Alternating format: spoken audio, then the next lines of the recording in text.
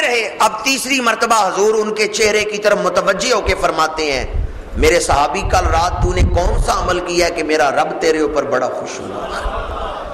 فرمایا ان دوسرے صحابہ کو بھی بتاؤ کہ تم نے کل رات کون سا عمل کیا ہے.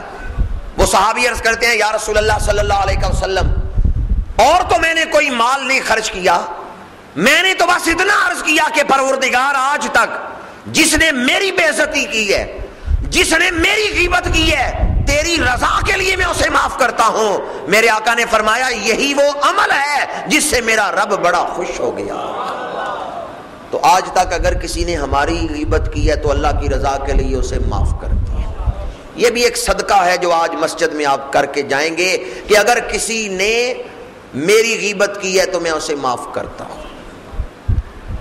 اور توبہ کے حوالے سے, غیبت کے کفارے کے حوالے سے چوتھا قدم یہ ہے کہ جس کی آپ نے غیبت کی ہے اس کے لیے اللہ سے معافی مانگیں.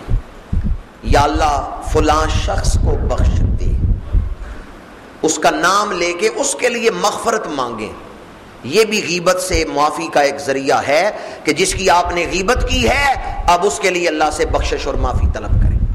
وقت اپنے دامن میں وسعت نہیں رکھتا, میں اپنی گفتگو کو ایک دو فقہی مسائل پہ سمیٹتا ہوں. بعض لوگ پوچھتے ہیں کہ کیا کوئی ایسی صورت بھی ہے جس میں کسی کا عیب بیان کیا جائے اور گناہ نہ ہو؟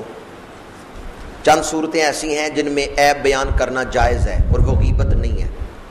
مظلوم ظالم کا ظلم بیان کرتا ہے اور بادشاہ سے مدد لینا چاہتا ہے, انصاف چاہتا ہے حکمران سے, تو مظلوم اگر ظالم کے ظلم کو بیان کرے اس کے پس پشت تو یہ غیبت نہیں ہے. وہ تو بادشاہ کے سامنے بیان کر رہا ہے انصاف لینے کے لیے. دوسرا, اگر کوئی آپ سے مشورہ مانگتا ہے اور اس مشورے میں آپ کسی کا عیب بیان کرتے ہیں جو بیان کرنا شرعی ضرورت ہے تو پھر آپ بیان کر سکتے ہیں. مثلا کسی نے اپنی بیٹی کی شادی کرنی ہے تو جس لڑکے کے ساتھ وہ رشتہ کر رہا ہے اس کے بارے میں آپ سے مشورہ لیتا ہے, بتاؤ یہ لڑکا کیسا ہے, اور آپ جانتے ہیں کہ یہ شراب پیتا ہے, تو اب آپ بتائیں کہ یہ شراب پیتا ہے.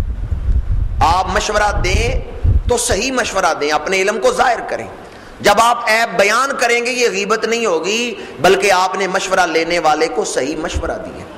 کسی نے مکان کرائے پہ لینا ہے, وہ پڑوسیوں کے بارے میں پوچھتا ہے کہ میں یہ مکان کرائے پہ لے رہا ہوں, اس کے ساتھ والا پڑوسی کیسا ہے, تو آپ صحیح مشورہ دیں جو آپ کے علم میں ہے. جو اس پڑوسی کے عیب ہیں وہ بیان کر دیں تاکہ مکان خریدنے والا صحیح فیصلہ کر سکے کہ میں اس کے ساتھ رہوں یا نہ رہوں. تو جب کسی سے مشورہ مانگا جائے کسی آدمی کے بارے میں, اس وقت اگر عیب بیان کیے جائیں تو یہ غیبت نہیں ہے. اسی طرح وہ آدمی جس کے عیب ظاہر ہوں, علل اعلان ہوں. ایک آدمی میوزک سینٹر چلاتا ہے, سیڈیاں بیچ کے پیسے کما رہا ہے, گانوں کی کیسٹیں بیچ کے پیسے کما رہا ہے, دکان بنائی ہوئی ہے میوزک سینٹر. اب اگر کوئی کہہ دیتا ہے جی فلاں نے تو میوزک سینٹر بنایا ہوا ہے, تو یہ غیبت نہیں ہے, اس نے تو دکان بنائی ہوئی ہے. مزید اس کو آسان کر کے بیان کر رہا ہوں کہ اگر کوئی علل اعلان کنجر ہے, اخباروں میں تصویریں چھپی ہیں کہ یہ کنجر ہے, اس کو میڈل دیے گئے ہیں کہ یہ بڑے اعلیٰ درجے کا کنجر ہے, تو اب اگر آپ کہہ دیتے ہیں کہ یہ کنجر ہے تو یہ غیبت نہیں ہے. اس کا تو علل اعلان سب کو پتہ ہے کہ یہ کنجر ہے.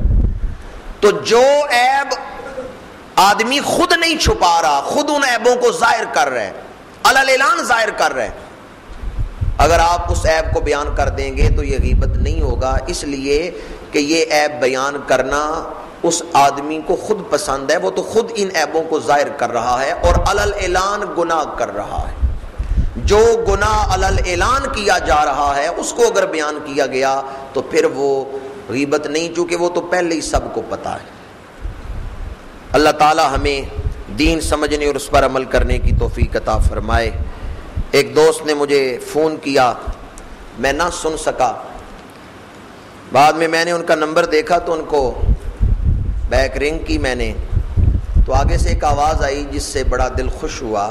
وہ جو انہوں نے ٹیون لگائی ہوئی تھی اپنے موبائل پہ, اس پہ یہ آواز آ رہی تھی کہ نہ غیبت کریں گے نہ غیبت سنیں گے. آئیں آج ہم سارے یہ عہد کر لیں. موبائلوں پہ بھی بڑی غیبتیں کی جا رہی ہیں. اگر آپ موبائل پہ یہ ٹیون ہی لگا دیں تو آپ کو روزانہ یہ تقریر یاد آتی رہے گی. موبائل پہ اگر آپ ٹیون لگا لیں نا، یہی اپنی آواز میں، یہ موبائل کے اندر سسٹم ہوتا ہے، اپنی آواز ریکارڈ کریں، اس میں آواز یہ ریکارڈ کریں کہ نہ غیبت کریں گے نہ غیبت سنیں گے، اور پھر جب وہ رنگ آئے تو یہ آواز آپ کو آئے گی نہ غیبت کریں گے نہ غیبت سنیں گے. لہٰذا پھر آپ محتاط ہو جائیں گے. آدمی کو یاد دلا دیا جائے تو وہ احتیاط کر لیتا ہے. یہ موبائل پھر آپ کے لیے ایک یاد دہانی بن جائے گا. جب بھی رنگ آئے گی تو یہ آواز آئے گی نہ غیبت کریں گے نہ غیبت سنیں گے. اس سے بھی ایک احتیاط جو ہے وہ زندگی میں آ جائے گی. اللہ تعالی ہم سب کو عمل کرنے کی توفیق عطا فرمائے. ایک دو اعلانات ہیں، ان جلسوں میں میرے بیان کے حوالے سے ابھی کافی وقت ہے، آئندہ جمعۃ المبارک کو اعلان کر دوں گا. اور جو ایک دو سوال ہیں متعدد مرتبہ میں نے ان کے جواب دیے ہیں. کسی دوست نے مزید پوچھنا ہو تو جمعہ کے بعد مجھے ملنے. وما علینا الا